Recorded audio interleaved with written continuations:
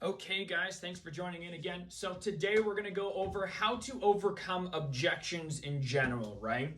So there's a couple different things that we have to make sure that we remember, right? And some things that we have to make sure that we know about, right?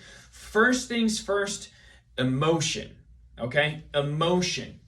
Question for you. Most of you guys have at some point, been out talking with some customers, and after, letting them know, hey, listen, we're going to be able to save you $100 every single month or $200 every single month, get you brand new phones, get you better phone service, and the customers still not want to sign up.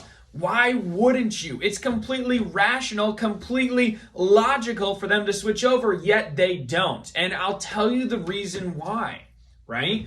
The reason why people don't switch over, even though it's a logical and rational decision to do so, is because you have not touched in on the emotional aspect, right? So how many of you guys have ever heard the saying, oh, well, if somebody's asked a question, hey, why did you do this? Because it just felt right, right? Because it felt right. There's a reason why people use words like that. The part of the brain that's responsible for decision making is the part of the brain that's responsible for emotion. And on the flip side, the part of the brain that's responsible for logic and rationale is the part of the brain that cannot make decisions, which is very interesting, right? So if you solely apply to the logical and rationale part of a, pitch, then a customer is not going to want to switch over because you haven't touched the emotional side, right? Very, very important for you to do so, okay?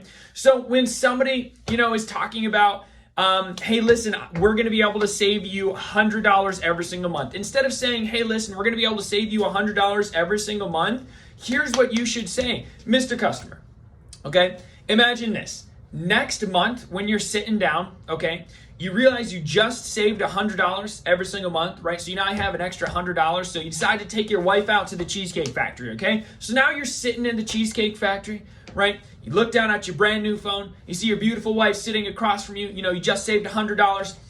Are you going to be happy? Is your wife going to be happy?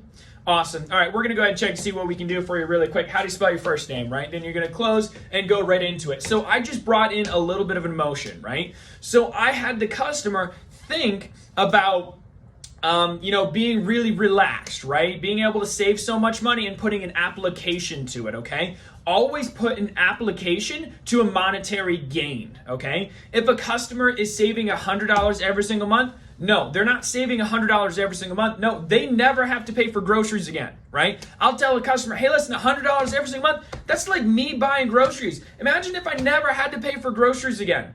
That's amazing. That's incredible to me, right? Imagine being able to take your wife out to the Cheesecake Factory with that extra $100 that you saved, right? With the brand new phone, okay? If somebody is excited about the phone itself, you're going to talk about the phone in a very specific way. You're not going to be like, yeah, the camera's cool, okay, right? Yeah, the microprocessor is fastest of its kind. No. You're going to say, Mr. Customer, the biggest difference that you're going to notice between your phone and this iPhone 12 or this Samsung Galaxy S20 is not the fact that the camera's insane, okay? Movie quality, right? People literally shoot movies with this phone. It's not the fact that the microprocessor is the fastest of its kind or that the pixels are super clear. No, Mr. Customer, the biggest difference that you're going to notice between your phone and the iPhone 12 or the S20 is the battery power.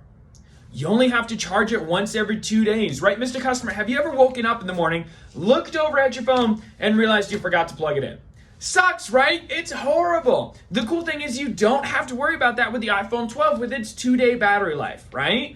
So we're going to go ahead and check to see what we can do for you today to be able to get that iPhone 12 for 87% off or whatever the promotion is, right? How do you spell your first name, okay?